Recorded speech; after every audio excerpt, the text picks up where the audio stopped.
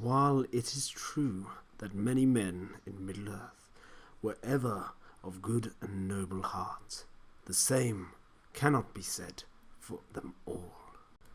Beyond the Sea of Rune and the Iron Hills lies a vast empire of wicked men known simply as the Easterlings. This catch-all term perhaps encompasses a great many warrior cultures, but few who have ventured past the mountains of the East have ever returned to give a full account of their findings. The Easterlings were ever at odds with the men of the West, and many believe this is due to some dire alliance with the great enemy. Indeed, during the later years of the Third Age, the Easterlings launched a vast invasion that threatened to cast down Gondor, and in the War of the Ring, their warriors assaulted both Minas Tirith and Erebor in colossal throngs. The armies of the Easterlings are truly an impressive sight, for they are a host possessed of incredible martial discipline. Some say that the Easterlings clutch a blade to their chest even as they are weaned, whilst others say that warfare and the shedding of blood is akin to the rite of worship to their culture. In battle, they fight in deep phalanxes, bladed pikes presenting a wall of death behind which bronzed armour gleam in the wan sunlight. Heavy armour and shields protect them from the foes, whilst their faces and even their gender remains hidden, swathed in exotic fabrics and protected behind armoured helms. To the flanks ride the cataphracts, cavalrymen whose horses wear heavy scaled barding in spite of the oppressive heat of their homeland, all while captains and war priests exhort the ranks onwards into battle. Among the Easterlings, no name is better known than that of Khamûl, second among the Nazgûl. This fell warrior lord took one of the 9 rings offered by the Dark Lord, and though none can say for certain whether he was an Easterling then, he assuredly is now. His name spoken with reverence and fear by all within the Runish lands. Even the greatest warrior champions of Rune, such as those who have risen to the height of the knights of the Easterling warrior cults, and even the Dragon Emperor himself, bow to his will. Hello ladies and gentlemen, my name's Shadow Wraith, and today I'm going to be doing an updated review for the Easterlings just before the Defense of the North comes out, because a lot of things have happened for the Easterlings, and this won't affect the basic units too much. I can't wait to see what the Legendary Legions bring, but this is just a general kind of updated since I did my first video review about these, because I did that ages ago. I love the Easterlings. They're the best looking faction on the table in my opinion. They are fantastic. I mean, just even on Tabletop Simulator, they look absolutely stunning in their phalanxes of gold. A golden horde indeed. So, we'll jump straight in with the army bonus. So, army bonus. No quarter was asked. Easterling models receive +1 courage when their force is broken. Fantastic, that's exactly when you need the courage. Additionally, once per game, in scenarios in which a dice is rolled to see whether the game ends, so long as there is at least one Easterling hero model alive on the battlefield, the Easterling player may choose to have the dice re-rolled if the scenario ends before they wish it to. Awesome! This did receive an FAQ. On the table be Easterlings. This stops people bringing as an ally one Easterling hero, so an Easterling captain for example, and then still getting their army bonus of re-rolling the scenario to see if it ends or not, which is fantastic, because that was a cheese tactic. That was a pretty cheesy tactic. I'm not a fan too much of like yellow allies to like try and bust the game and give yourself an advantage like this, like chucking in like a Easterling hero just for that. You could argue it's competitive play, so do whatever you want. Sure, go ahead if it's competitive play. I just don't like it that much, which is why I was so happy when Lady of Light and stuff like that got FAQ'd. So yeah, swiftly moving on, we are going to talk about the units and then I'll give my opinion on them overall at the end after I've reviewed all the individual units. So here we go. Now here we have Amdûr, Lord of Blades, my boy. I love this guy. He's 130 points and he's a hero of valor. He's of course an Easterling man, infantry hero. I love him. Stick him on a horse and he's cavalry, obviously. Okay. He's got movement 6, fight 6, which is fantastic for an evil hero. We're all fight 5s, and this boy's rocking around like, yeah, I'm fight 6 with an elven made sword. Yeah, we'll get to that. He's strength 4, which is pretty good. Defense 6, fantastic. 3 attacks, 3 wounds, courage 5, 3 might, 3 war, 1 fate. This guy is fantastic. 1 fate kind of sucks, but he's defense 6 with 3 wounds. He's not super easy to kill. Okay, he is wearing heavy armor. And I'm going to butcher this, just so you know. 𝐑𝐞𝐜𝐸, the silver falchion. So 𝐑𝐞𝐜𝐸 is a elven made hand and a half sword. Yes, we have an evil hero with an elven made hand and a half sword. Fantastic, thank you elves for this one. He comes with heroic strike and challenge. Kind of sucks a little bit that he's only got one decent one in my opinion. Challenge, I still haven't really used really well at all. It would have been nice to have defense in there. Amazing if he had march, anything like that. He comes with an armored horse for 15 points. Absolutely give him an armored horse. If you don't, I will cry. And his special rules, he's got a few. So blood and glory. Blood and glory is fantastic. So when he kills an enemy hero, he gains a point of might back. He's got unyielding combat stance. Basically, if any reason he'd be knocked prone, you roll a dice. On a 4+, he will not be knocked prone. So that's good for things like Sorcerous Blast, dismounting, getting charged by cavalry, stuff like that. Whilst he's infantry, of course. It's fantastic. Phalanx, we're going to talk a lot more about phalanx, but basically means he can make way a bit better. And the Gleaming Horde. That's a really good rule for him to have. So basically, I'll go over it now. The Gleaming Horde it's like shield wall for horses. So if you've got 2 other models in base contact with Amdûr who have the Gleaming Horde special rule, he gets +1 defense. So he's actually defense 7 on there, and I think his horse is defense 6. Yeah, crazy. So really good. Now he's got his passive rule, Herald of Victory. All Easterling models treat Amdûr as a banner. Fantastic. Love a free banner.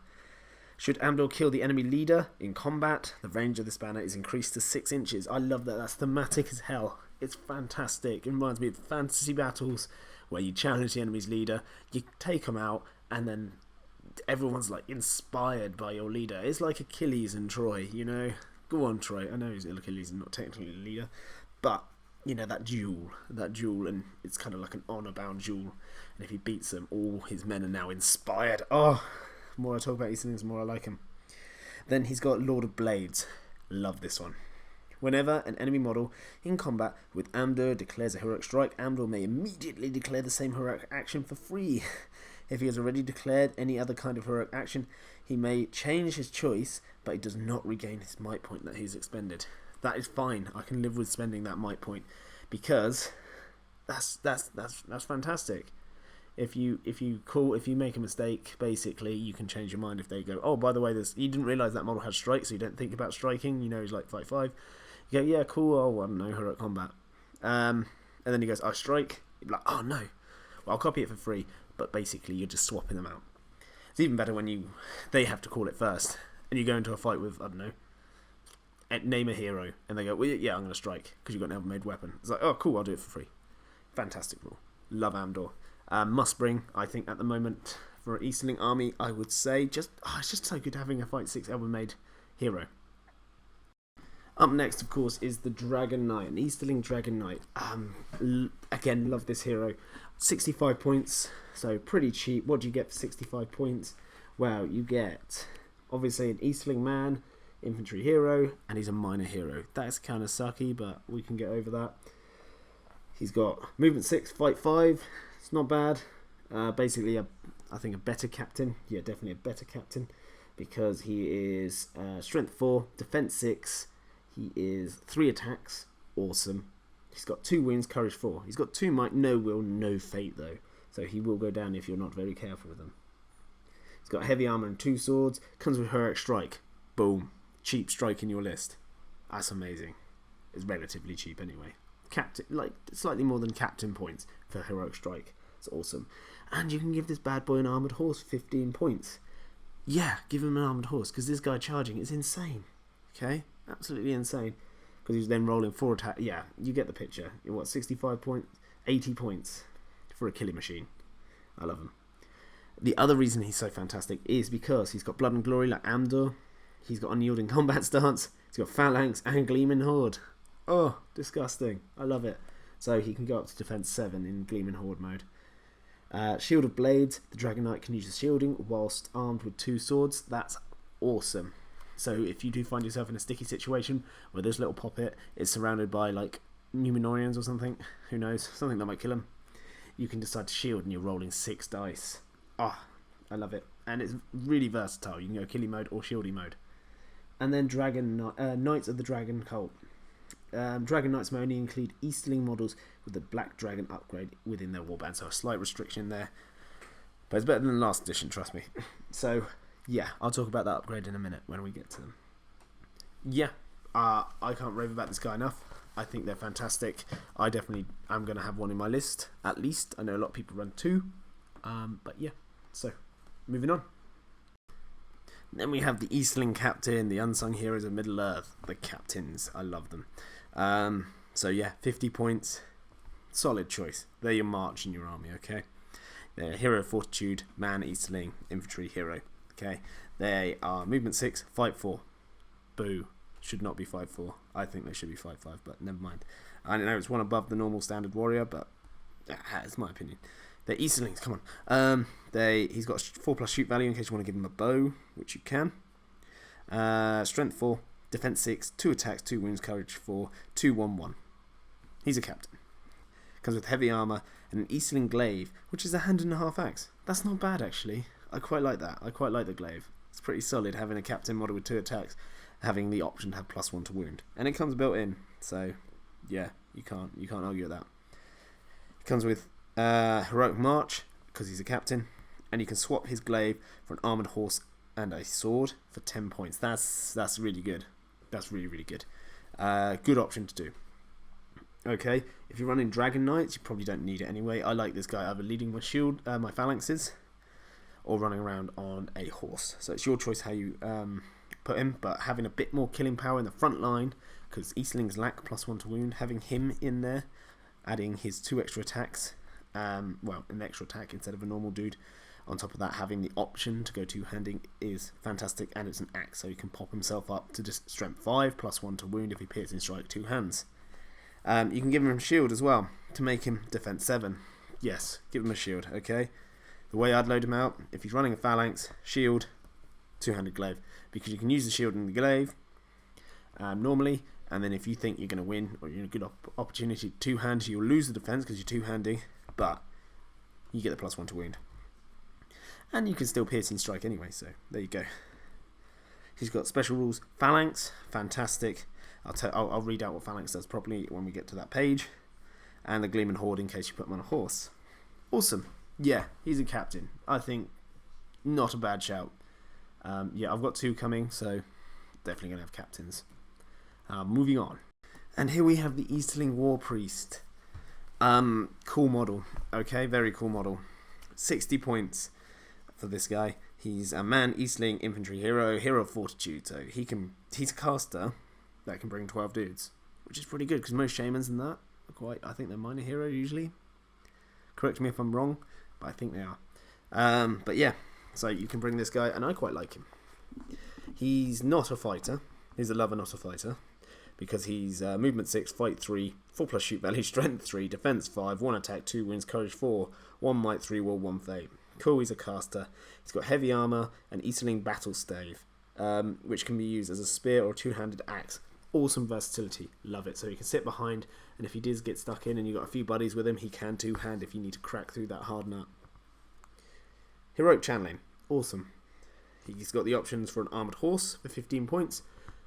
Yeah, I like putting him on a horse. If you don't want to use him behind guys because you've got pikemen for that, give him an armoured horse. Why not? Give him the mobility he needs if you're bringing him anyway.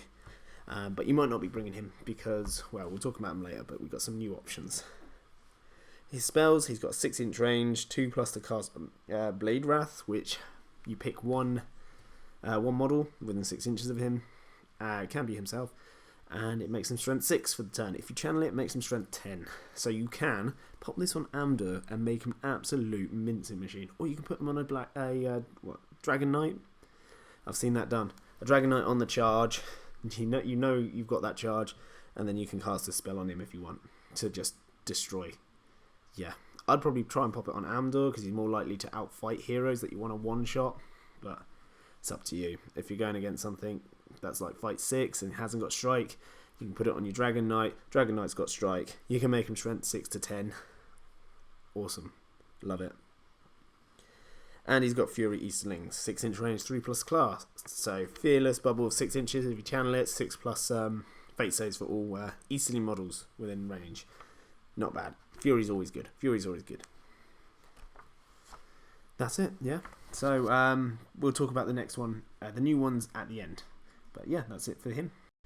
And here we have the Humble Easterling Warrior. Okay. Super cool looking model. And I've got the 2 variants you're going to be wanting to bring. They're 7 points. They're Man Easterling Infantry Warrior. They are movement 6, fight 3. Oh, hurts to say that. They should be 5-4. Literally, you just listen to their backstory, a brief version of their backstory, and they are brought up to be warriors, and they live, and they have like warrior cults. 5-4. Come on. Anyway, beyond that, they're 4+ shoot value. Their strength 3, defense 5, 1 attack, 1 wound, courage 3. Okay, not bad. So we got heavy armor, sword, or dagger. Sword or dagger. Right, okay, give him a sword. Yeah, it looks cooler. Options you've got, you can put him a banner for 25 points. You can upgrade to Black Dragons for 2 points. I'll mention that in the end. Pike, 1 point. Shield, 1 point. Bow, 1 point. Okay, the Phalanx Special Rule. So the Phalanx Special Rule, I'll just read it out so it's nice and clear. Easterling models can use Pike and Shield at the same time without a penalty. Fantastic, because yeah, usually it's too heavy and you're like cumbersome and you're -1 to dual rolls, and it's not worth it. Furthermore, should an Easterling model on foot with this special rule lose a dual roll, up to 2 other models that also have the Phalanx Special Rule can make way instead of 1. So instead of trapping all your dudes like you can do in Isengard, that's not going to happen for these boys. Awesome, awesome rule. Yeah, very good. Almost makes up for them being like fight 3 standard. Yeah, what can I say? I love these guys. They're your bread and butter. That's what you need. Moving on.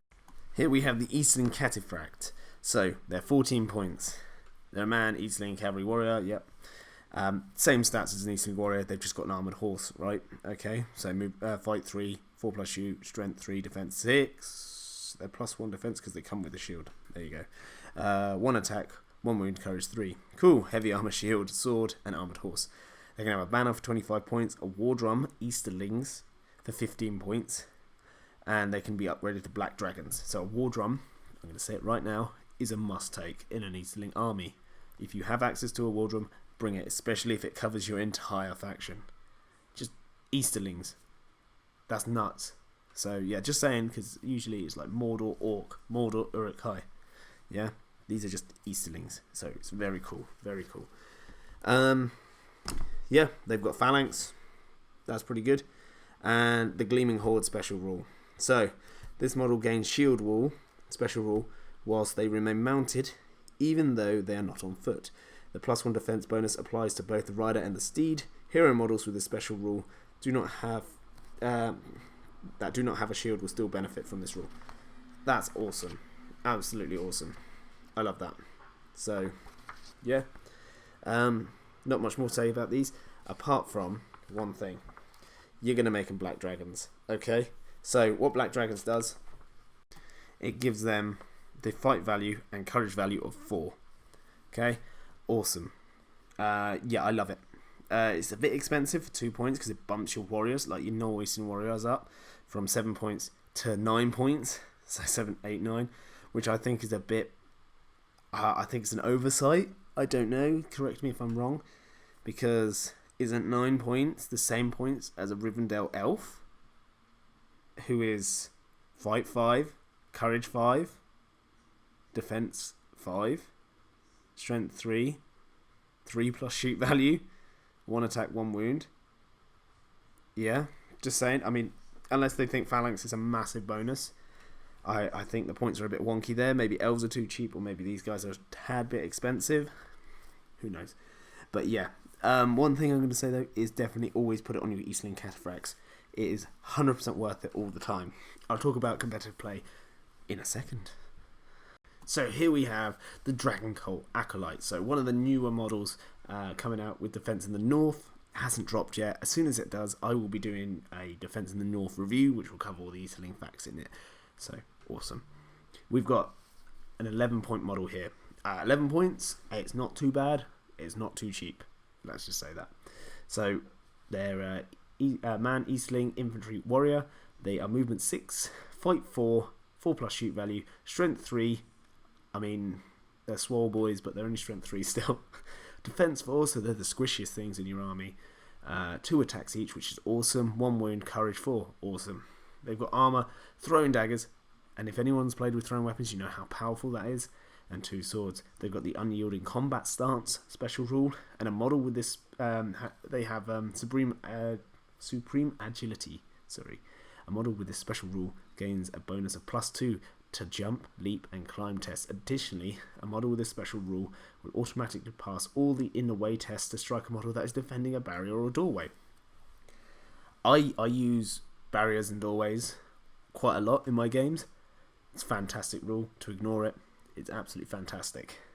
Top of that, you will catch your opponent off guard quite a lot of the times when you need a 4+ to charge over a wall and things like that. So don't disregard this rule. It is really cool. It's really strong as well, especially with throwing weapons on top of that. Yeah, they're not a bad addition to an army, and the latest FAQ has stated that they can be led by Dragon Knights, so you can put these guys with Dragon Knights, because originally they didn't have the keyword, they didn't have Black Dragon keyword, so they couldn't be led by their own dudes. Yeah, interesting. But yeah, no, awesome. They're really cool models. Will I put them in my armies? I might try and fit a couple in. Depends if I've got the points, but they're not a must bring in my opinion. Tell me in the comment section down below if you think I'm wrong, if you're a seasoned Easterlings player. And we don't have the stats for these 2 models yet, but I'm just going to quickly go over them. We've got 𝐸𝐸𝐻, so she is the general. Well, a general. She's not the general. She is the general of the Dragon Legion, so she is a general. And she's pretty solid. She's a pretty tasty warrior. We don't know how many points she's going to be. We'll find out soon, hopefully. But we know that she is fight 6. She's got 3 attacks, 3 wounds, and 3 might points. Awesome. Okay. On top of that, she also get to re-roll all failed wounds against a trap model. So she likes killing people when they're trapped. And she also has the Master of Battle rule 3+. Fantastic. Okay, that's so good. The other one we've got, and I'm going to butcher this name because I'm pretty sure I did last time. It was Broergear. Right, the named shaman. Okay, the named war priest. He seems pretty fantastic. Again, don't know how many points, but gorgeous models. Definitely I'm going to buy them, but we'll see if they're super competitive. Unknown yet, but this is still massive buff to the Easterlings getting these heroes in. 2 more named heroes. Fantastic. Okay, so we know for a fact that he will have Blade Wrath and Fury Easterlings like a normal war priest, so he'll fill in the role for a normal war priest. However, he's also got 2 other magical powers, which is Enchanted Blades, and that's re-rolling to wound. If you channel it, it's +1 to wound on top of it. And Tremor, you roll d6 when you cast it. You pick a model and roll d6 from them, and it shoots along, and that's how many strength 6 hits they do. It's kind of like a hurl, but a magical power, and everyone that gets in the path of that, I think it's like a millimeter line, takes a strength 6 hit and is knocked prone, knocks cavalry flying. So you have to be careful around this fella. So needless to say, they both sound quite fantastic. Again, we need to see how many points they are. Okay. And imagine if she gets a mounted option. Oh my god, if she gets a mounted option. And he gets a mounted option. Oh wow, this could be good. So already we're seeing big buffs for the Easterlings, and I love it. Now we're going to talk more competitive ways of playing these guys. So how to set them up, and this is aimed towards beginners who want to dip their toe in the competitive scene with their Easterlings, or if you're a seasoned veteran but you don't use Easterlings. Okay, some things I've taken away from Easterlings. How to set up a phalanx. Okay, so I've kind of got my phalanx set up in a similar way to how I'd have it. So I'd have my captain at the front. Imagine he has got a shield. I know he doesn't, but imagine. Okay, he's waving high. He's got a shield tucked away somewhere. This guy's holding it. At the back, we want a banner. The good thing about being in a phalanx is, if we look at it, how far away we can be from the fight to affect the fight. 3 inches, we're still in range. We'll go about there. Is that 3? Slightly too far. So we'll go about there.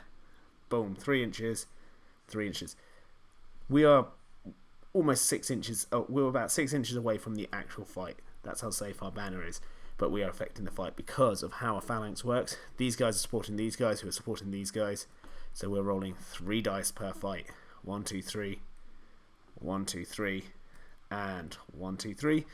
Of course, we've got the captain here. So this fight, the center is a good way to break through an army or a shield wall or a front line of the enemy, because you've got 4 dice here. Okay, fight 4, guaranteed. He's got two-handed. He's got two-handed option if he wants it. So if you already outfight your opponent, you've got the banner re-roll. You've got more dice. You can risk it. Okay, only if you see fit. Right, but what about Black Dragon upgrade Shadow? That's a good point. I like upgrading my rear row to Black Dragons. If we're going minimalistic, we don't need this guy here to be a Black Dragon. If you'll ping for me, we kind of because we've got the fight 4 up front with the captain. But if we do this guy, and this guy, that means all of these now have a fight 4 value, because that's how combats works. You've got fight 4 sporting at the back, and if they're at the back, they're the safest. Just don't get flanked. Okay, now on to cataphracts. Real quick thing about cataphracts. Make them Black Dragons, 100%, okay? Because you increase the chances of winning a fight compared to like models you're going to be facing. So standard infantry at fight 3, you'll get the fight value. A lot of infantry is fight 4, so you can at least tie it. And if they're higher, then, well, there's nothing you can really do about that. Okay. Whoop, sorry about that, bit of lag. Yeah, the other thing that I've seen that works to great effect is paying the extra point to give these boys axes. Okay, and you can get some really cool looking axes. So I think if you've got loads of these about, which you probably don't, you can find third party places that do kind of like Eastern axes that look similar to this. Just use this, cut it off about there, cut that top bit off, and you've got a very Eastern looking axe, or Easterling looking axe. But you don't need to, you can just go, hardcore, give a woodcutter's axe to these guys. But I think these are all about the style, so I'd probably pay for the buying extra little axes for them. That means you've got the ability to piercing strike. So if you've got a cavalry charge on the model, you outfight them. Maybe you've got Amdûr around for a reroll. Fantastic. You can piercing strike. You might only lose 1 to your defense, and if you're in Gleaming Horde, your current defense, what, 7? Yeah, your defense 7. So you might roll a 1 and go down to defense 6, and it won't even affect the fight. That's awesome if you lose it. You'll knock them prone. You'll be strength 5. Fantastic. Okay, and it seriously increases their killing power massively having strength 4. I probably wouldn't give your frontline axes, because I mean, they're already 10 points. 11 points is probably petering over the edge of too expensive, but you can give it a whack, because these boys are going to be the first ones to die, because they're up front. Okay, just bear that in mind. Cool, so we've covered them 2 units. Do you bring archers? Yes, I always bring archers. If you're not going to ally Eastern archers, just having a few of them to reach out, do some damage, or pressure the enemy to come forward and not just sit back. Because if they've got a few bows and the scenario doesn't require them to move forward, if you've got no range capacity, they will just sit back and shoot you. If you've got a few shots to fire back, go for it. 4+ shoot value is not too bad. The defense 5, so if the lines clash, you can move your archers forward, and they can come help out in a fight. Awesome. Last but certainly not least, where are you, my little puppet? Right here. This boy right here, always bring, okay? Because if you bring, say, 2 phalanxes, a list of this, maybe not 3 blocks, that might be a bit excessive.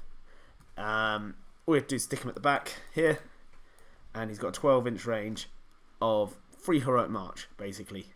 So having a captain is awesome.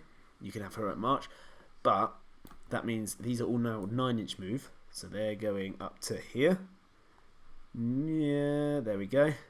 And then, if you do call a heroic march with your captain that you've got in the front there, who can still move forward first, because he's right there, he's a good position to call heroic marches, you are suddenly going up to, what, 12 inches? Yeah, you're faster than cavalry now, for 1 might point and a bang of the drum. So objective play games, massive. Escape the board scenario, massive. Storm the camp, massive. Okay? Even if you can get... The reason it's so powerful is because... Well, I'll show you. You can find yourself a nice little wedge like this. So this is an absolute fantastic thing called a choke point. Okay? So if you're facing overwhelming odds, you want to try and jam yourself in a choke point. This is a historical tactic that, obviously, if anyone's got the slightest inkling of historical tactics, if you're fighting in a phalanx or some formation like that, if you can get yourself into a position like a choke point where you cannot be surrounded and you've got your frontage, like at front, and all of them can fight, you can negate the enemy's numbers, because you'll probably be outnumbered by some factions, especially like Lake Town and things like that, where their troops are relatively cheap. This map is extremely awkward. For some reason, the trees kind of have their own weird hitbox. There we go. Let's see if I can just drop them in place. Go on. I'm an expert TTS. Nope, they're going to... Oi, look at that. There we go. So, see if I can pull them forward ever so slightly more. We lost one dude. I can live with that. Go on, Gary. Get back in. Right there, boy. Right, let's all pretend Gary's not being a little silly sausage. Let's nudge him. Oh, I haven't done this. Look at this. If you hold down N and move your mouse over him, you nudge him. It's quite handy. I don't know what you're hitting into. You're ruining my phalanx. That'll do. Okay, cool. You've got a phalanx right there, okay? Looks fan... Oh, man, I hate this model. Technical difficulty. Sorry, there we go. Gary's behaving now. I had a strict talking to with him, you know? Where you got to pull him aside and be like, oi, what are you playing at? You're making me look bad. Cool.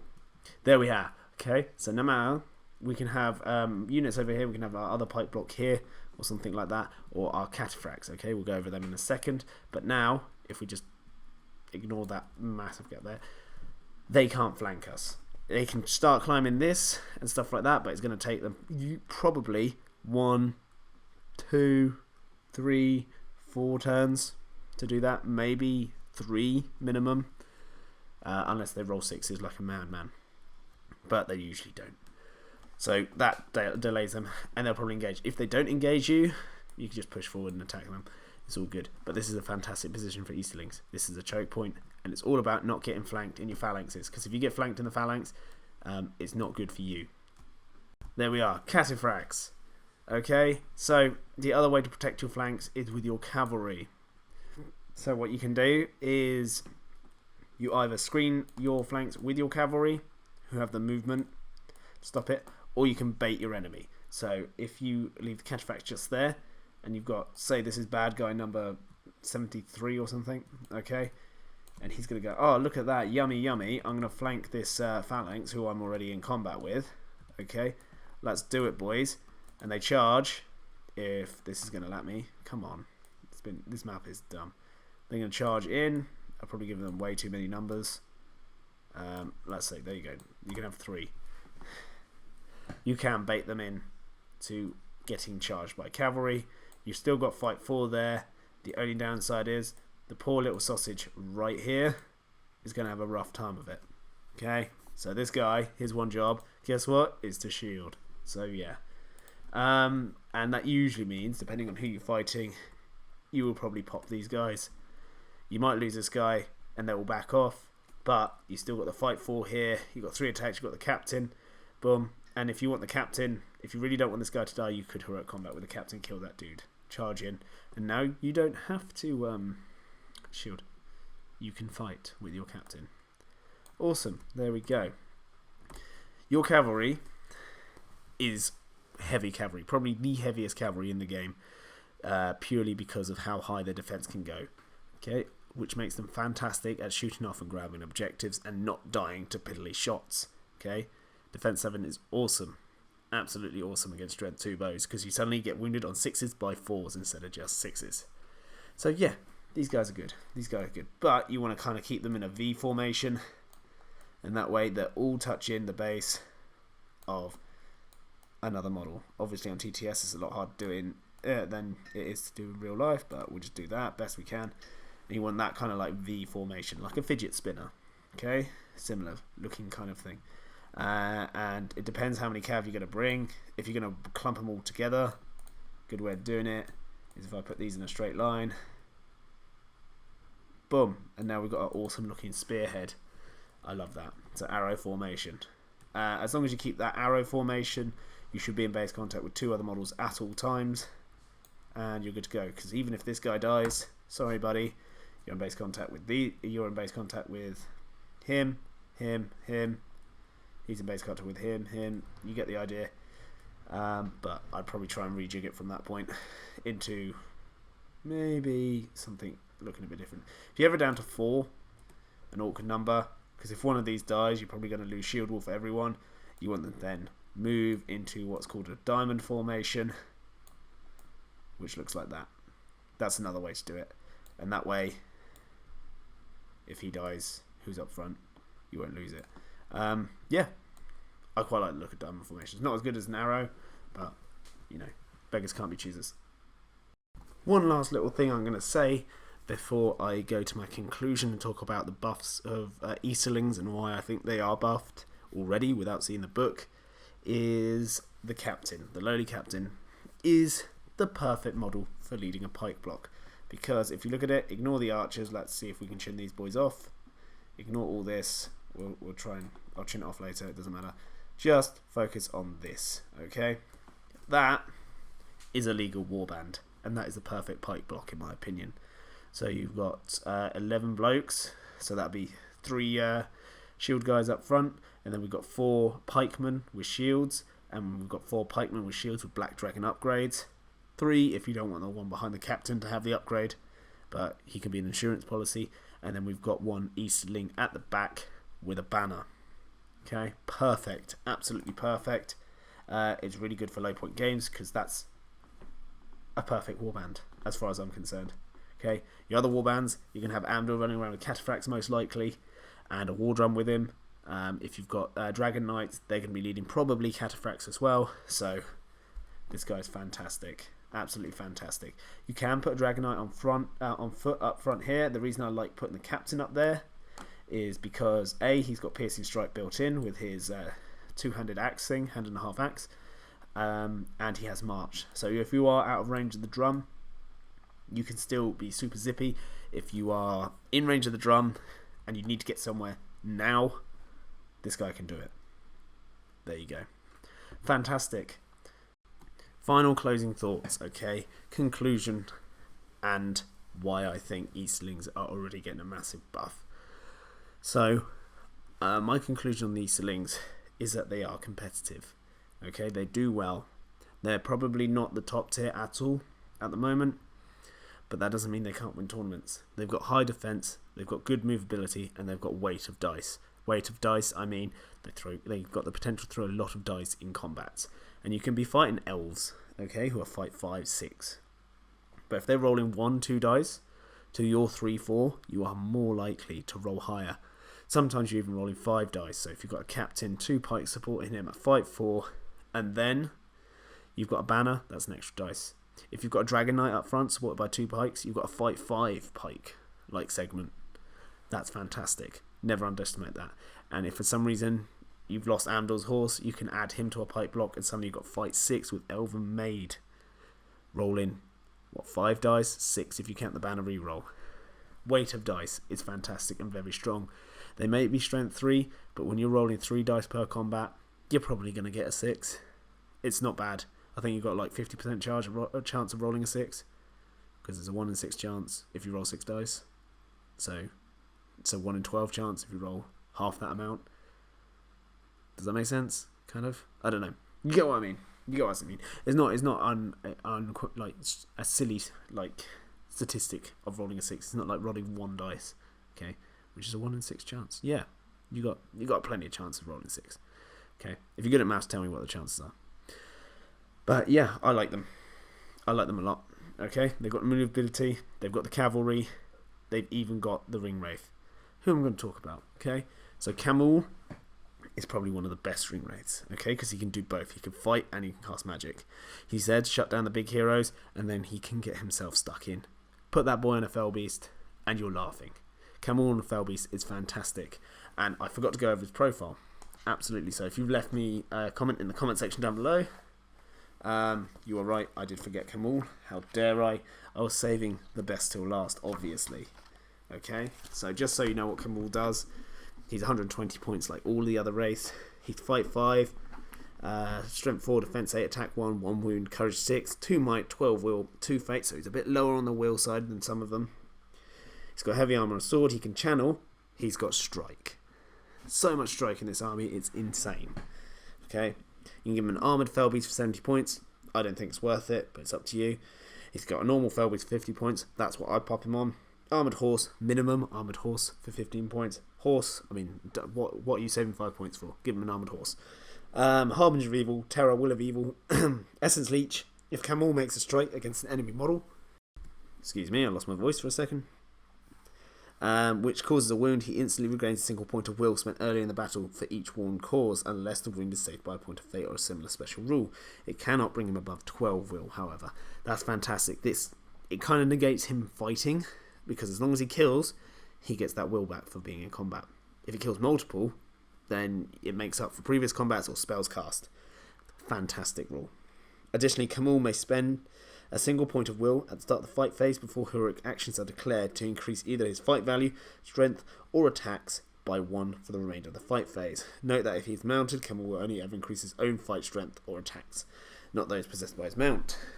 I don't know why that's in there, because your mount is fight 5 as well if it's a fell beast, so whatever. So you can make him a fight 6 wraith. That's 2 fight 6 heroes in your list that you can bring. Additionally, you can give him 2 attacks, which will be 3 attacks on the charge, which means 6 strikes when you knock them prone, because you're on a fell beast / horse. So good. He's a solid combat wraith. Solid combat wraith. If you're quite happy with rolling 3 dice instead of if you're happy rolling 2 dice instead of 3, you can increase your strength 5. I think the fell beast, how many attacks is it? Fell beast's got 2 attacks. There you go. So if you increase your attack, oh no, it'd be his own. That's why it says that. That's fine. Yeah. So if you're happy with the amount of attacks you get, which you'll never probably upgrade unless you're on a horse. Go heroic strength. Not heroic strength, just increase your strength by 1. I love Khamûl. He's an auto-include in my list because I love ring wraiths. And what they bring is being able to shut down the good factions' better heroes. And no matter what you preach to me, you'll never convince me that good heroes are not better than our heroes in a fight. Okay? We've got good ones. Amdûr's not too bad and stuff like that. But theirs are better, okay? They've got the Boromirs, they've got the Aragorn / Striders, Elisars. Even like Elendil is absolutely mental. All the elf heroes, and our only hope is magic usually, okay? We've got strike in Easterlings plus magic. Begs the question whether I'd bring a War Priest over a Nazgûl. No, if it was a choice between the two, probably not. If I'm playing stupid low points and the named War Priest is relatively cheap, maybe. But I do like having Transfix in my list. So, and Compel, and yeah, no, I'm bringing a Ring Wraith. Always, must take. Khamûl is a must take unless you're playing like 400 points, and I don't play like 450 point games. I play like 600 minimum, and I don't even enjoy 600 as much as I do 800. 800 is my favourite. I think it's the perfect point level, in my opinion. Tell me in the comment section if you think I'm wrong. But yeah, they are getting a buff. They've got new named heroes who are both looking rather strong. They've got new sculpts coming out. We've already seen some, which is the Black Dragon upgrade. You don't have to buy them, in my opinion. I'm still going to paint my Easterling warriors with black kind of like cloth, instead of spending all that Forge World money on them, as much as they look nice. But it depends on your funds. If you think it's worth it, it's worth it. I will probably upgrade to them one day if I love Easterlings beyond, say, I don't know, my Angmar. Which might happen, you never know. On top of that, we know we're going to get another big hero. And he looks very much like the Dragon Emperor. Fantastic. Can't wait to see what he does. Okay, we've got a lot of new named heroes coming in, and that's always good. That's always good for a faction. We know we're going to get a Legendary Legion, and that's going to buff us in some way or another. As long as it doesn't say you cannot bring Khamûl or pikes, it's not gonna. Whatever restrictions are on it are not going to upset me. Okay, it might say no Amdûr though. That's fine. I can live with that. We'll see. We'll see. But hopefully it revolves around the Dragon Emperor. It revolves around Black Dragons. And hopefully it buffs Easterlings the way they need to. Because they're not bad. They just lack a little bit of killing power. They've only got a couple of +1s to wound in the list. So being the guy you're seeing on the screen now. He's got his two-handed stave. Or staff, however you say it. And then your captain. That's it. Yeah, that's why I always bring a captain anyway. But we've got strength 4 on the list, okay? Because you got axes you can bring. So whoever says we need strength 4, you've got it. I know it sucks, it pays an extra point, but you have got it. Yeah, I think they're going to be awesome, and I cannot wait to see. This is a really good buff for the army, and they're getting the recognition and the attention that they deserve from Games Workshop. They're such a cool faction. It would have been a shame to see them get left behind like Arnor or something like that. And hopefully all the other ones that have been left behind will be updated soon. If you like the video, do consider liking, because this takes a lot of time to make, and it lets me know you like these videos. And if feeling especially saintly today, do consider subscribing, and a comment down below if you think I'm right or wrong, or if you think I missed anything about the Easterlings. Okay? But even if you don't do any of those things, I still hope you have an absolutely fantastic day, and I'll see you in the next video. Goodbye.